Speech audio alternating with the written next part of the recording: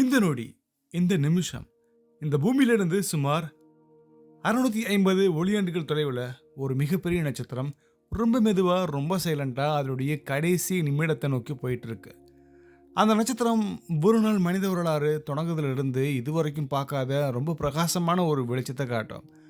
பகலில் கூட அந்த வெளிச்சம் ரொம்ப அழகாக தெரியலாம், ரொம்ப ரொம்ப வெளிச்சமாக இருக்கலாம். பூமியுடைய வானத்தில் சில வாரங்களுக்கு அது மாறாமல் அதோடைய வெளிச்சத்தை காட்டிக்கிட்டே இருக்கும். மேலும் இப்போ அந்த நட்சத்திரம் ரொம்ப அழகாக பிரகாசமாக இருக்குது. நீங்கள் ஒருவேளை வானத்தில் அந்த நட்சத்திரத்துடைய வெளிச்சத்தை பார்த்தீங்கன்னா, நீங்கள் பார்க்குற வெளிச்சம் இப்போ உருவான வெளிச்சம் இல்லை. நம்ம சரியாக ஈஸியாக புரிஞ்சுக்கிற மாதிரி சொல்லணும்னா, இப்போ நீங்கள் பார்க்குற வெளிச்சம் அந்த நட்சத்திரத்தில் இருந்து வெளிவந்த அந்த காலம் நம்மளுடைய தமிழ்நாட்டில் சேர சோழ பாண்டியர்கள் ஆட்சி பண்ணிகிட்டு இருந்தாங்க. ஸோ அப்போ உருவான நட்சத்திரத்துடைய வெளிச்சத்தை தான் இப்போ நீங்கள் பார்த்துருந்தீங்கன்னா உங்களுக்கு தெரியும். அந்த நட்சத்திரம் பீட்டலிஜூஸ். பீட்டலிஜூஸ் வெடிச்சுதா வெடிக்கலையா அப்படிங்கிற ஒரு கேள்வி இருக்குது. நீங்கள் அதை விட ரொம்ப இன்ட்ரெஸ்டிங்கான பல விஷயங்களை இந்த வீடியோ நீங்கள் ஃபுல்லாக பார்க்குறதன் மூலியமாக தெரிஞ்சுக்கலாம். நான் உங்கள் லோகபால கார்த்திகேயன். இப்போ நம்ம அதை எக்ஸ்போஸ் பண்ணுவோம். Expose everything.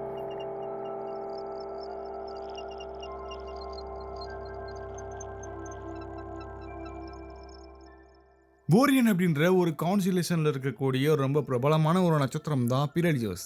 இது ரொம்ப ரொம்ப பெரிய நட்சத்திரம். இதை நம்ம ரெட் சூப்பர் ஜெயின் ஸ்டார்னு சொல்லுவோம். இது நம்மளுடைய சூரியனோட சுமார் 700 மடங்கு விட்டத்தில் பெருசு. அதாவது இந்த நட்சத்திரத்தை சூரியன் இருக்கக்கூடிய இடத்துல வச்சோம்னா அதோடைய வெளிப்புற அடுக்கு, அதாவது அவுட்டர் லேயர் நம்மளுடைய ஜூபிட்டர்னு சொல்லக்கூடிய வியாழன் கிரகத்தை தாண்டியே இருக்கும். அதோடைய ரேடியஸ் சுமார் 90 மில்லியன் கிலோமீட்டர் வரைக்கும் பரவி இருக்கும். அதோடைய மேஸ் சூரியனுடைய மேஸை விட சுமார் 15லிருந்து 20 மடங்கு அதிகம். ஆனால் டென்சிட்டி ரொம்ப கம்மியாக இருக்கும். காரணம் அதில் மிகப்பெரிய கேஸ் கிளவுட்ஸ் மாதிரியான பல அமைப்புகள் இருக்குது. இந்த பீட்டலிஜூஸ் பூமியிலிருந்து சுமார் 548லிருந்து 650 ஒளியாண்டுகள் தொலைவில் இருக்கலாம். இது கயா மூலியமாக எடுக்கப்பட்ட டேட்டாலாம் நமக்கு தெரிஞ்சது. அதாவது இப்போ நம்ம பார்க்குற வெளிச்சம் சுமார் 600 ஆண்டுகளுக்கு முன்னாடி அங்கேருந்து வந்தது. இப்போ நீங்கள் பார்த்தீங்கன்னா அது நம்ம தமிழ்நாட்டில் சோழ சேர பாண்டியர்கள் ஆட்சி செய்யும்போது அங்கேருந்து உருவான வெளிச்சத்தை தான் இப்போ நீங்கள் பார்ப்பீங்க. இந்த நட்சத்திரம் உருவானது சுமார் 8லிருந்து 10 மில்லியன் வருஷத்துக்கு முன்னாடி. இது காஸ்மிக் டைம் ஸ்கேலில் ரொம்ப ரொம்ப கம்மி. நம்மளுடைய சூரியன் உருவானது கிட்டத்தட்ட 4.6 பில்லியன் வருஷத்துக்கு முன்னாடி. ஆனால் பீட்டலிஜூஸ் மாதிரி ரொம்ப ரொம்ப மேசிவான ஸ்டார் நம்மளுடைய நட்சத்திரம் கிடையாது. ஏன்னா இப்போ நம்ம பார்க்குறது ஒரு ரெட் சூப்பர் ஜெயிண்ட் அப்படின்னு நம்ம சொல்லுவோம். ஏன்னா இது வேகமாக எரியக்கூடியது, அதோடைய வாழ்க்கை ரொம்ப ரொம்ப கம்மி. இது ஹைட்ரஜன் ஃபியூஷனை ரொம்ப வேகமாக நடக்குது. Helium, carbon, oxygen, neon, silicon மாதிரியான எலமெண்ட்ஸாக மாற்றி இப்போது அதோடைய அயான் கோரை உருவாக்கக்கூடிய நிலைக்கு தள்ளப்பட்டிருக்கு. அதை தொடர்ந்து இதோடைய கோர் கொலாப்ஸ் ஆக ஆரம்பிக்கும். இதை நம்ம சூப்பர்னோவா எக்ஸ்ப்ளோஷனுக்கு ஒரு மிக முக்கியமான ஒரு காரணம்னு எடுத்துக்கலாம். இதோட டெம்பரேச்சர் சுமார் 3500 கெல்வின். ஆனால் நம்ம சூரியனுடைய டெம்பரேச்சர் கிட்டத்தட்ட 5800 கெல்வின். நம்மளை விட ரொம்ப கம்மியான வெப்பம் இருக்கக்கூடிய நட்சத்திரம் தான் இது. ஆனால் இதோடைய வெளிச்சம் சூரியனோட கிட்டத்தட்ட 1,00,000 மடங்கு அதிகம். எனர்ஜி அவுட்புட்மே கொஞ்சம் அதிகமாக இருக்குன்னு நம்ம எடுத்துக்கலாம். அதோடைய சர்ஃபேஸ் முழுக்க கன்வெக்ஷன் செல் ரொம்ப அதிகமாக இருக்குது. ஒவ்வொரு செல்லுமே பூமியுடைய ஆர்பிட்டுடைய அளவுக்கு ரொம்ப பெருசாக இருக்கும். இதனால தான் அதோடைய பிரைட்னஸ் எப்பயுமே மாறிக்கிட்டே இருக்கும்.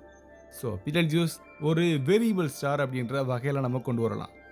அதுக்கான காரணம் அதோடைய பிரைட்னஸ் காலத்துக்கு காலம் மாறிக்கிட்டே இருக்கும். இதுக்கு 2 முக்கியமான பீரியட்ஸ் இருக்குது. ஒன்று சுமார் 400 நாட்களுக்கு ஒரு முறையும், இன்னொன்று சுமார் 2000 நாட்களுக்கு ஒரு முறையும் மாறக்கூடிய ஒரு லைஃப் சைக்கிள்.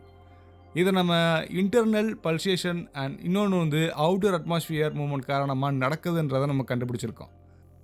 இது ஆஸ்ட்ரோனாமர்ஸ் கடந்த பல நூற்றாண்டுகளாக கவனிச்சிட்டே இருக்காங்க. இந்த நட்சத்திரம் மனிதர்களால் பழங்காலத்திலிருந்தே கவனிக்கப்பட்டிருக்கு. அரேபிய விஞ்ஞானிகள் இதை ஆட் அல் ஜாஸா அப்படின்ற பேர் வச்சுருக்காங்க. அது காலப்போக்கில் பீட்டலிஜூஸ் அப்படின்னு பேர் மாறி இருக்கு. மாடர்ன் சயின்டிஃபிக் அப்சர்வேஷனில் 17வது நூற்றாண்டில் தொடங்கி எக்கச்சக்கமான அப்சர்வேஷன் நடந்திருக்கு. ஆனால் இதோடைய ஃபிசிக்கல் நேச்சரை புரிஞ்சுக்கிறதுக்கு நமக்கு 20ஆம் நூற்றாண்டு வரை எடுத்திருக்கு. காரணம் நம்ம பல டெக்னிக்ஸ் மூலிமா, ஃபார் எக்ஸாம்பிள் ஸ்பெக்ட்ரோஸ்கோப், ஃபோட்டோமெட்ரி, இன்டர்ஃபெரோமீட்டரி மாதிரியான டெக்னிக்ஸ் மூலியமாக நம்ம பார்க்கறதுக்கு இவ்வளோ காலம் எடுத்துக்குது. 20ஆம் நூற்றாண்டில் மவுண்ட் வில்சன் அப்சர்வேட்டரி, பேலோமர் அப்சர்வேட்டரி மாதிரியான கிரவுண்டில் இருக்கக்கூடிய பல டெலஸ்கோப் மூலியமாக நம்ம டேட்டா எடுத்திருக்கோம். அதை தொடர்ந்து Hubble space telescope, Spitzer space telescope, Herschel space observatory, VLTன்னு சொல்லக்கூடிய வெரி லார்ஜ் டெலஸ்கோப் மூலியமாகவும் நம்ம எடுத்திருக்கோம். அது மட்டும் இல்லாமல் ஆல்மா அப்படின்ற ரேடியோ டெலஸ்கோப் மாதிரியான அட்வான்ஸ்டு இன்ஸ்ட்ருமெண்ட் மூலியமாகவும் அதோடைய surface structure, mass loss, temperature map, அதோடைய க்ளவுட் எல்லாமே எப்படி ஃபார்ம் ஆயிருக்கு அப்படிங்கிறத நம்ம ஆய்வு செஞ்சுருக்கோம். 2019, 2020 காலகட்டங்களில் பீரெலியோஸ் உலகம் முழுக்க ரொம்ப அதிகமாக பேசப்பட்ட ஒரு நட்சத்திரமாக இருந்திருக்கு. காரணம், அதோடைய பிரைட்னஸ் திடீர்னு 60% குறைஞ்சிருச்சு. இதை நம்ம கிரேட் டிம்மிங் ஈவெண்ட்னு நம்ம சொன்னோம். பல விஞ்ஞானிகள் இது சூப்பர்னோவாக்கு முன்னாடியான ஒரு அறிகுறி அப்படின்னு சந்தேகப்பட்டாங்க. ஆனால் அதை தொடர்ந்து Hubble space telescope, VLT observation மூலியமாக எடுக்கப்பட்ட பல டேட்டாஸ் அந்த நட்சத்திரத்துக்கு முன்னாடி ஒரு மிகப்பெரிய டஸ்ட் உருவாகி அதோடைய வெளிச்சத்தை மறைச்சிருக்கு அப்படிங்கிறத நமக்கு கன்ஃபார்ம் பண்ணி சொல்லுச்சு. அந்த டஸ்ட் கிளவுட் நட்சத்திரத்துடைய சர்ஃபேஸில் இருந்து வெளிவந்து ஒரு மிகப்பெரிய பிளாஸ்மா எரப்ஷன் காரணமாக உருவாயிருக்கு அப்படிங்கிறதும் நமக்கு தெரிய வந்திருக்கு. இந்த அப்சர்வேஷன் மூலியமாக நம்ம தெரிஞ்சுக்கிட்டது பீரெலியோஸ் அதோடைய அவுட்டர் லேயரை தொடர்ந்து ஸ்பேஸுக்கு வெளியேற்றிக்கிட்டே இருக்குது. ஒவ்வொரு வருஷமும் நம்ம நினச்சி பார்க்க முடியாத அளவுக்கான மாஸ் லாஸ் அங்கே நடந்துக்கிட்டே இருக்குது. ஸோ மெட்டீரியல் ரொம்ப அதிகமாக இழக்கப்பட்டுருக்குன்றது அதுக்கு சரியான அர்த்தம். இந்த கேஸ் அண்ட் டஸ்ட் எதிர்காலத்தில் புதிய நட்சத்திரங்களையோ அல்லது சில பிளானட்ஸையோ உருவாக்குறதுக்கான ரா மெட்டீரியல்ஸாக இருக்கும்.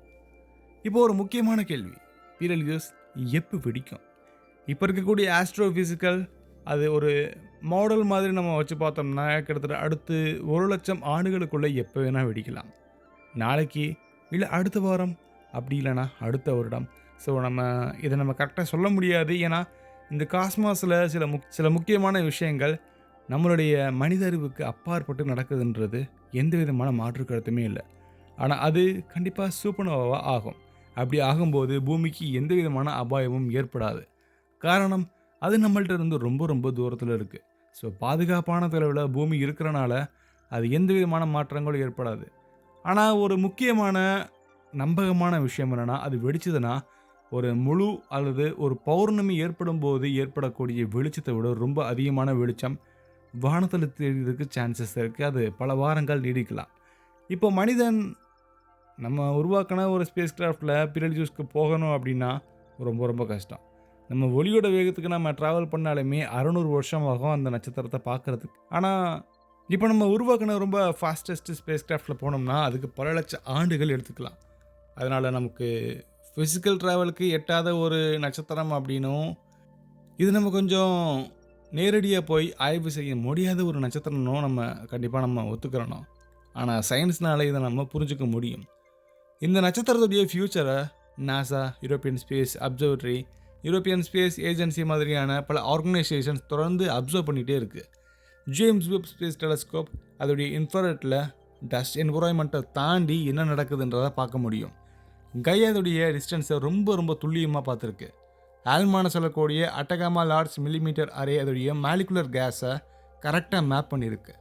இது எல்லாமே ஒன்றா சேர்த்து ஒரு நட்சத்திரம் எப்படி பறக்குது, அது எப்படி வாழுது, அது எப்படி அதோடைய கடைசி நாளை சந்திக்குதுன்றதை நமக்கு சொல்லிக் கொடுக்குது. பீரெலியோஸ் அப்படிங்கிறது வெறுமனே ஒரு நட்சத்திரம் மட்டும் இல்லை, இது ஒரு ஸ்டெல்லர் ரெவல்யூஷனுக்கு live laboratory. Nuclear physics, quantum mechanics, thermodynamics, gravity எல்லாமே ஒரே இடத்துல செயல்படக்கூடிய ஒரு காஸ்மிக் எக்ஸ்பெரிமெண்ட். நீங்கள் இன்றைக்கி வானத்தை பார்த்தா ஓரியன் கான்ஸ்டலேஷன் உங்கள் கண்ணுக்கு தெரிஞ்சா அதில் ஒரு சிவப்பு புள்ளி தெரியும். அது பீரெலியோஸ். அந்த புள்ளிக்குள்ளே கோடிக்கணக்கான நியூக்ளியர் ரியாக்ஷன்ஸ் நடக்கும். ஒவ்வொரு நொடியும் எனர்ஜி, நியூட்ரினோ, ஃபோட்டான்ஸ் எல்லாமே ஸ்பேஸுக்கு ரொம்ப வேகமாக பாயுது. அந்த வெளிச்சம் 600 ஆண்டுகள் பயணம் செஞ்சு இப்போது நீங்கள் பார்த்தீங்கன்னா உங்களுடைய கண்ணில் அது படும். நம்ம பார்க்குற ஒவ்வொரு நட்சத்திரமும் கடந்த காலத்துடைய செய்தி. பீரெலியோஸ் கடந்த 600 ஆண்டுகளுக்கு முன்னாடி அனுப்பின ஒரு லெட்டரை தான் உங்கள் கண்ணுக்கு காட்டுது. அதை நம்ம இப்போ வாசிக்கிறோம். ஒரு நாள் அது கண்டிப்பாக சூப்பர்னோவாவாக வெடிக்கும். அந்த வெளிச்சம் மறுபடியும் நம்மளுடைய கண்ணுக்கு வந்து சேரும். அப்போது மனிதன் வாழக்கூடிய காலமாக இருக்கலாமோ அல்லது நமக்கு தெரியாது, ஆனால் அது வெடிக்கும் அப்படிங்கிறது உறுதிப்படுத்தப்பட்ட விஷயம். இந்த யூனிவர்ஸில் எல்லாமே பிறக்குது, வளருது, மாறுது, அதோடைய கடைசி காலத்தை பார்க்குது. பீலர் ஜூஸ் அதுக்கான ஒரு அழகான உதாரணம். அதை நமக்கு சொல்லக்கூடிய ஒரே ஒரு பாடம், இங்கே எதுவுமே பெர்மனன்ட் கிடையாது. ஆனால் நம்மளுடைய நாலேஜ் கண்டிப்பாக அடுத்தடுத்த காலகட்டத்துக்கு மாறிக்கிட்டே இருக்கும். இந்த வானத்தை புரிஞ்சுக்கிறதுக்கு நம்ம முயற்சி பண்ணாலே போதும், அது என்னென்ன மாதிரியான மாற்றங்களுக்குள்ளாகுதுன்றது நமக்கு சொல்லிக் கொடுக்கும்.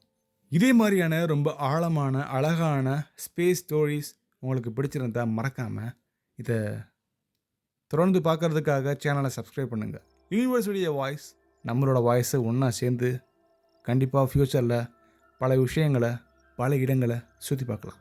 அடுத்த ஒரு வீடியோவில் பார்க்கலாம். பை.